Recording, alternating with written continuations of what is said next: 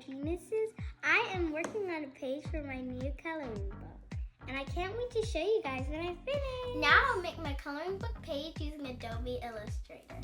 These are the pictures I made and the pictures I found online. Now I will put them in their spot and take away the color.